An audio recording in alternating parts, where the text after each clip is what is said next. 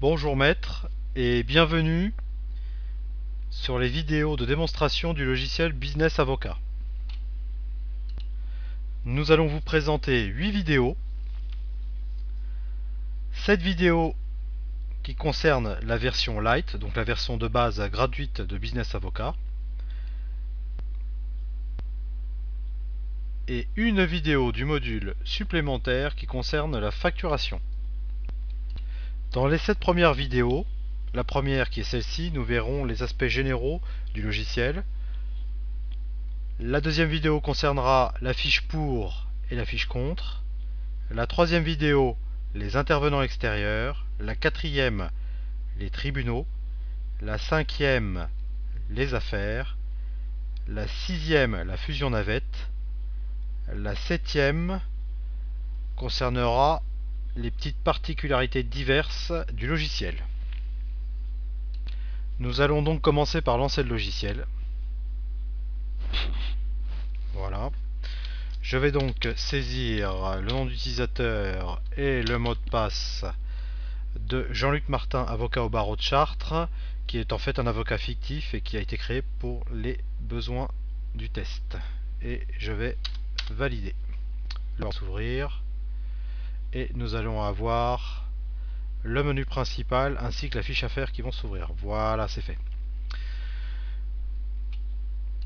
Je vais donc vous présenter les généralités du logiciel. Nous avons donc pour commencer le menu principal avec divers onglets, donc les fiches, affaires, pour, contre, intervenant extérieur, tribunal, navette, agenda, pense-bête. La gestion, donc c'est tout ce qui concerne le module facturation et le module CARPA.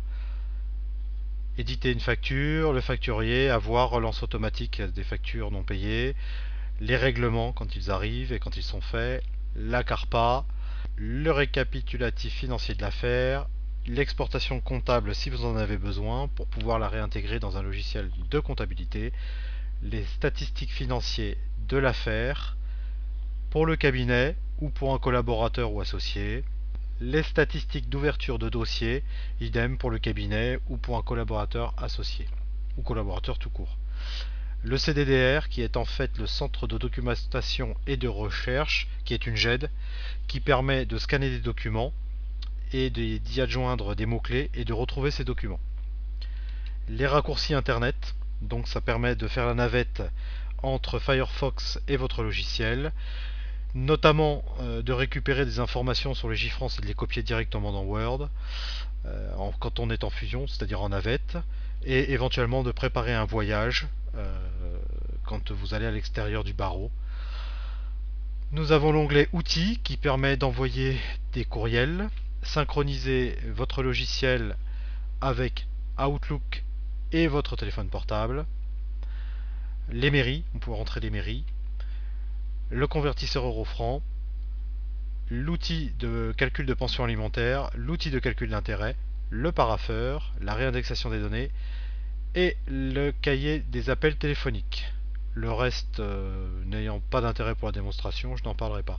Nous avons aussi ici le numéro d'affaires ou le numéro de document qui permet d'accéder soit à l'affaire ou soit au document très rapidement si votre ordinateur est muni d'une douchette à code à barre. Et pour finir, nous avons la barre des tâches qui, elle, vous indique tout un tas d'informations. Téléphone, c'est le cahier des appels téléphoniques, si un avocat ou une secrétaire a pris un message téléphonique pour vous. Si éventuellement on vous a mis des documents dans votre parapheur qu'il faut que vous regardiez, éventuellement que vous corrigiez, que vous imprimiez et signiez avant de partir.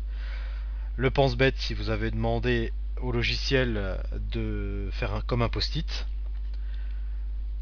Les encaissements du jour, si vous avez des encaissements à faire aujourd'hui. Si vous avez des dossiers vivants, parce qu'on peut dire au logiciel qu'il y a certains dossiers qui sont vivants et qui doivent rester actifs, donc les voir régulièrement pour revenir dessus. Le rappel à une date précise d'un dossier précis. Dans le logiciel, nous pouvons configurer une date de rappel à laquelle nous devons interjeter appel ou aller en cassation, ce qui permet de ne pas claquer le délai dans l'affaire. Donc le menu c'est très simple, hein. En fait on peut aller dans la fiche, là nous sommes dans l'affaire, nous Nous pouvons très bien appeler le pour, appeler le contre, et revenir sur l'affaire, le pour, le contre, l'intervenant et le tribunal. Ça c'est un petit peu plus long parce qu'il y a tous les tribunaux de France qui sont dedans. Donc ça met plus de temps. Voilà, donc nous la verrons un peu en détail tout à l'heure. Et je reviens à mon affaire. Voilà, c'est fini pour la présentation générale du logiciel.